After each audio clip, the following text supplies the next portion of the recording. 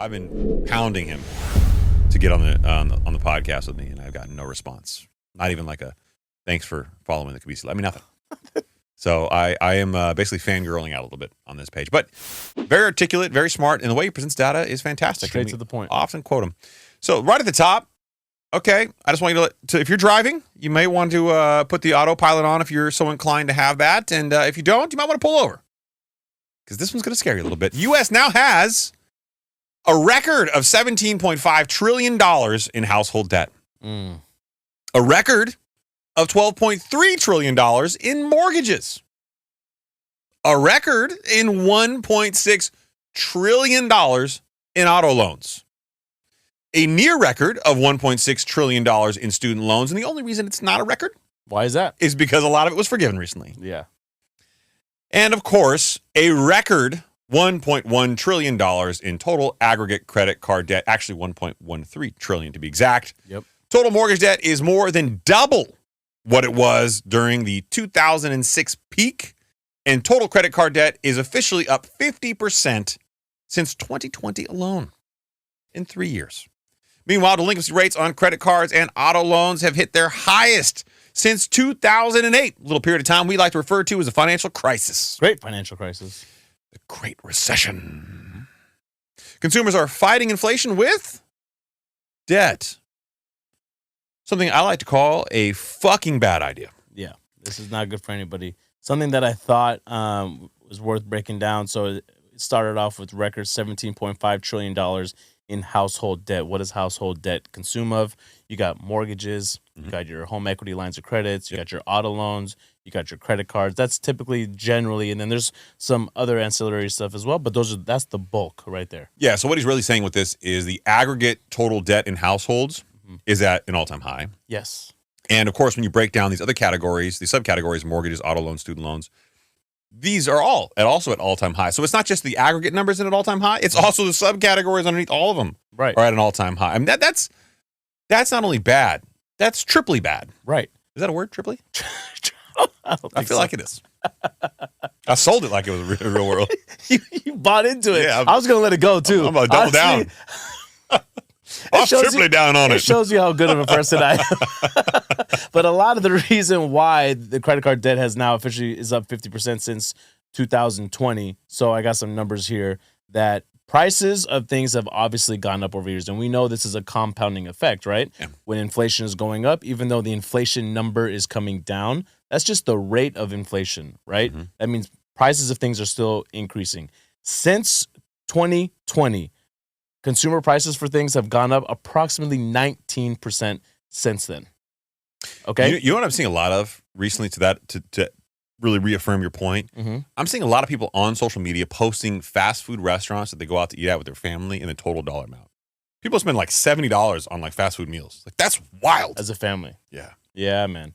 So, but to put that into perspective, right? So that was 4 years ago, 19% higher than what things were 4 years ago. If you look at the 4 years prior to that, so from basically 2016 to January of 2020, it was only up 8.9%. Yeah. So when you compare for every 4 years, that's huge, right? So you can tell the consumers are getting squeezed by these high prices, not to mention with higher interest rates, their minimum payments are going up.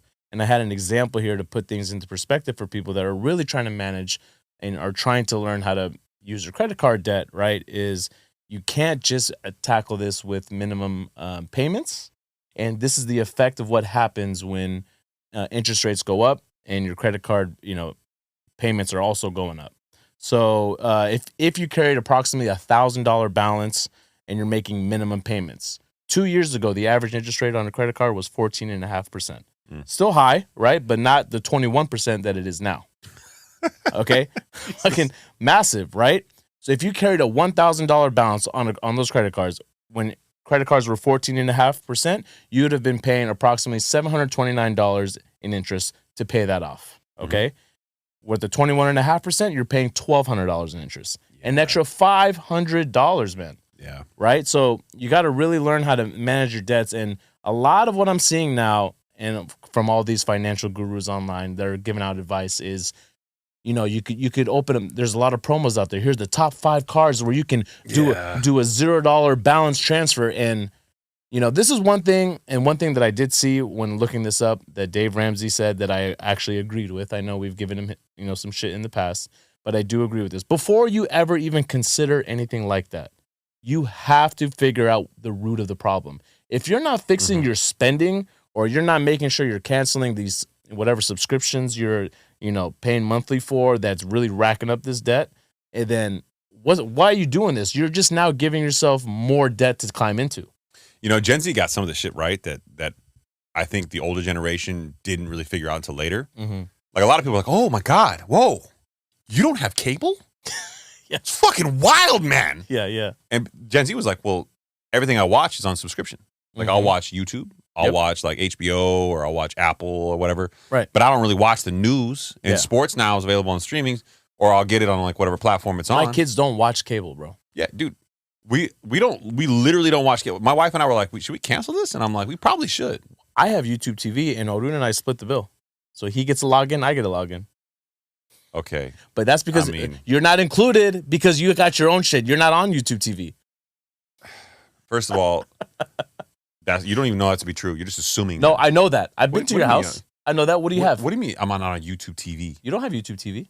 I'm on YouTube a lot more than you are. No, we have a TV, fucking YouTube channel. YouTube TV is their TV service. It's Yeah, not the same I'm as well aware. YouTube. I'm just saying I'm more of a user than you two are. That's not true. This is why you guys can't drive together. We covered this last episode. And I was very hurt when I had to listen to it when I was editing. I like to surprise you with this information on the show. Yeah, I know. Like, you guys plot this shit. I know what you do. How do we make him sound like a jackass? How do we make him feel like he's Tonight, excluded? we're going to talk about all the things that we share from a low-cost basis that he wouldn't even know about because he's an ignorant son of a bitch. This is the circle of trust of Arun and I, and this is you outside the circle of trust. Your circle's bigger than my circle, bro. That's a very big circle. What have you been doing to stretch that circle out? It's just right here. It's a circle right I bet it is right here. Circle right here. Arun, how do you feel about the size of his circle? Yeah. Pretty small. There you go. Hey, I like that. He can barely fit into it.